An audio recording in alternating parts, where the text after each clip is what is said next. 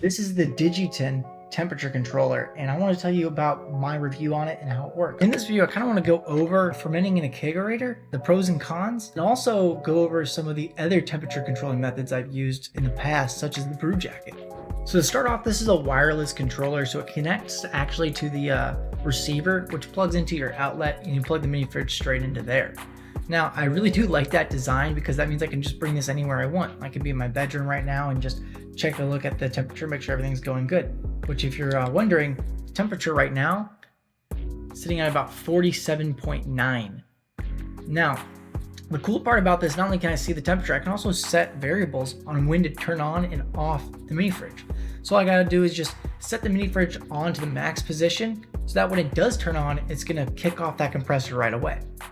Now, this has a cooling mode. It was pretty easy to use and figure out. As you can see here, I have mine settled on 53 and 49.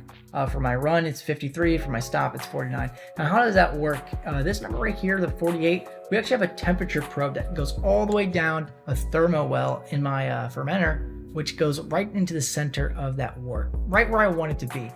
Now, that probe is about plus or minus 1 degree accurate, and it says so in the user manual. You want to note that, and I'll talk about that a little bit later in the video here, but the important part is that number right here is reflecting what that probe is reading. So the run number is pretty simple. All it means is that once your beer reaches this number, 53 degrees, it will turn on that mini fridge and begin the cooling process. Once it'll stay on, and keep on cooling until it reaches the stop temperature, and that's 49. So for me, I want my target temp to be around 50 degrees because I'm brewing a lager. So that's why I put 53 and 49. I'm pretty comfortable with that. Now, with that being said, there are some pro tips I recommend when using a device like the Digiten or any kind of thermometer hooked up to your mini fridge that controls the compressor. And that is the delay function. You can find this in the settings on that remote. Right there is my delay setting. I have it set to 2. What is the delay setting? The delay setting pretty much is set from 0 minutes to 10 minutes. I have mine set to 2 minutes.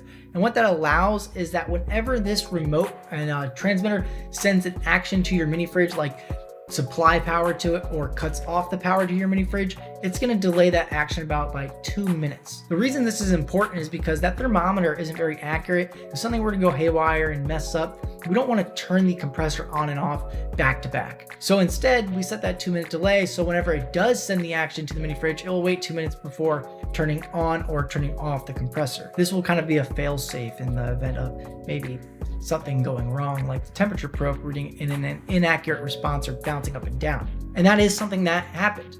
In fact, as you can take a look at my temperature controller, you can see it physically bounce from 46 degrees to 47 degrees in the matter of 1 second. So I'm not saying it's inaccurate, but it is only accurate to plus or minus 1 degree, and it constantly seems to flip between that 1 degree reading. 1 second it's 46 degrees, 1 second it's 47 degrees. So I decided to put this to the test and see how accurate this temperature probe really is. So I decided to use a digital thermometer with a bottle of Gatorade, filled it up with water, threw it in the fridge, and I let it cool down. I brought that bottle out, threw the digital temperature gauge in there, took a measurement on it, and it came out to be about 50-ish degrees, which was a little concerning because that means we're about 3 degrees off from what my Digiten controller was reading. So then I brought out the brewjacket. The brewjacket has its own little temperature probe that can stick down in that thermo well, which will probably give us a little bit more of an accurate reading. When I stuck that in there, the brewjacket gave me a reading of about 47.8, and then it got all the way down to 47.5 after I stopped recording, which is very much more on pace with what the Digiten was reading. So I feel pretty accurate to say that the temperature probe is giving you a good reading, especially from the center of that wort. My next pro tip is when you're actually using the range, I would try to stay within 5 degrees or 5 stops, meaning that if your target temperature is 50 degrees, put that right in the middle, go up 2 degrees from there, and then go down 2 degrees from there, and set your run as the top or the highest temperature and your stop as your lowest temperature.